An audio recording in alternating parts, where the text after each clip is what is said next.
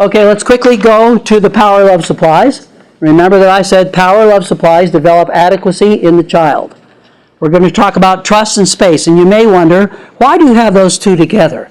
Trust and space. And it says right here, number 4, love supply, space, try it alone. I trust you to try it again. I trust you to learn from your mistakes. It's okay to be alone, to be on your own, to learn your own adequacy. I know you are a good person and capable. If a kid wrecks the car, should you say you're grounded from the car for a year? No, sir. You pay half of the deductible. Yeah. You can drive again as soon as you pay half the deductible. I hope you've learned. Honey, what did you learn from your accident? Rain and leaves don't go together. Right? Trust and space. Lots of people don't get this. Very often people are arguing, and one person says, I need some space, honey, and he won't give it to her. He follows her from room to room. No, Eric, give her space. She needs space. When you were little, were you allowed to get space? Or was it a sign of abandonment? There are people who hate space because they have an abandonment wound. They think that it's, I don't love you anymore.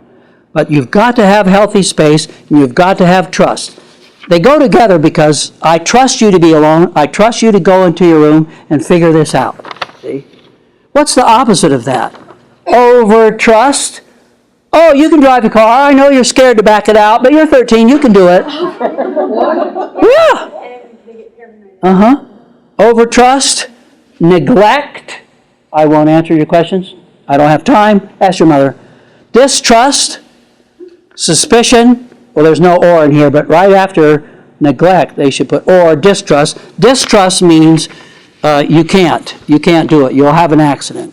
I had a boy once say to me, you know, all the kids in the neighborhood have bicycles, 2-wheel bicycles, but me. Why don't you, Ted? My mom's afraid I'll get in an accident. What's that teaching him? You're inferior. All the other kids can ride 2-wheelers, but not you. Okay? Distrust, suspicion. I know you planned this for months. You'll raise a paranoid kid. Okay? Overprotect, what does that imply to the child? You're not capable. Here, let me do it. Mom, how do you fix this? And she grabs out of his hands. You do this. Here. You know what, Dr. Elson? It's easier to wash the dishes and clean the bathroom and vacuum and dust the floor than have him do it. It is easier. But your kid will be a helpless, chauvinist pig, right? He'll never lift his hand. We held the lantern while Mother chopped the wood. You ever hear that?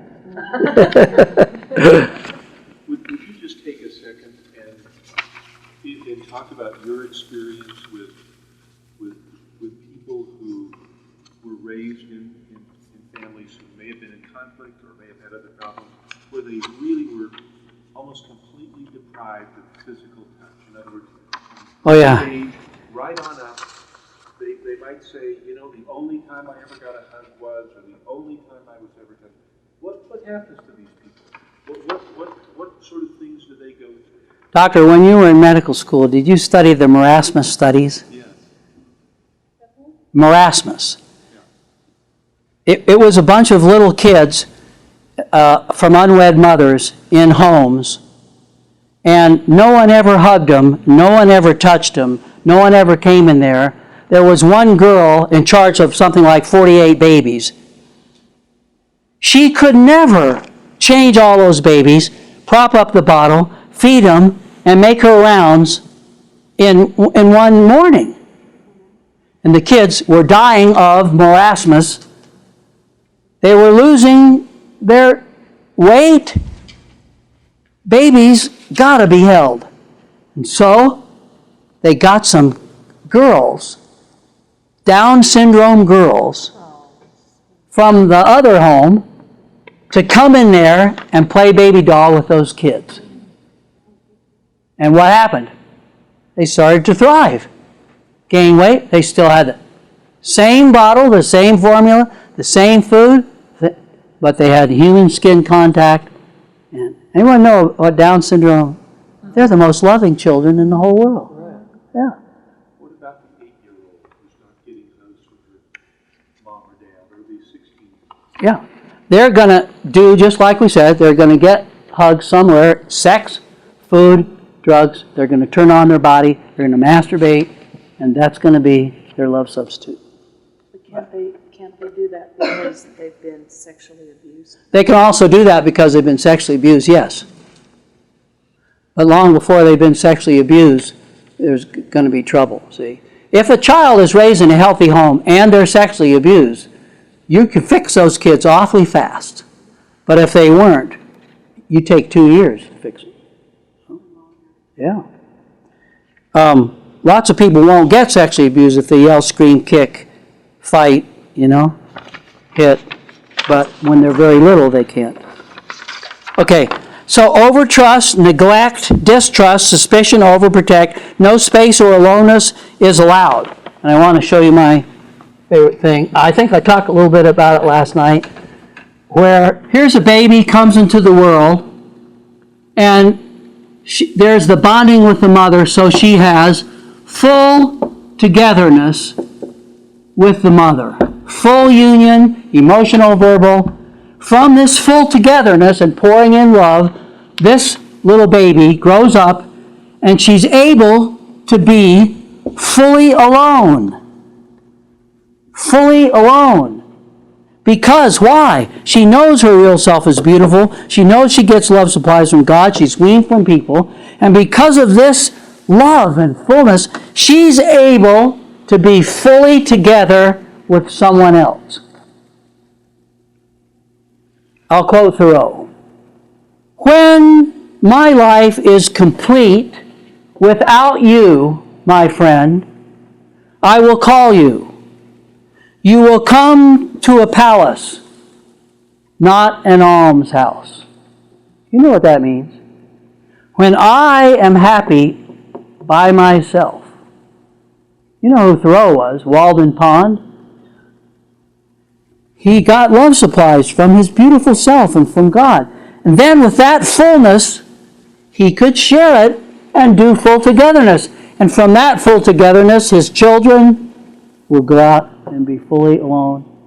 So that's why space and trust is so important. Full aloneness, full togetherness. From full togetherness comes full aloneness. From full aloneness comes full togetherness.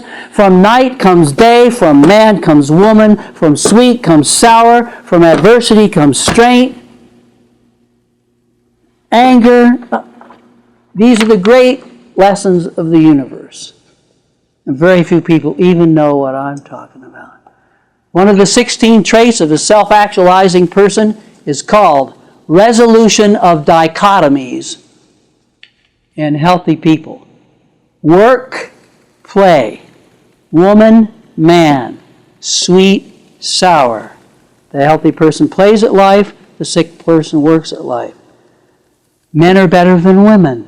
The fights. See? Resolution of polarities. No, you can't have women without men. You can't have men without women. You can't have sweet without sour. Your pain is your joy, unmasked. What? Right? These opposites are resolved in healthy people.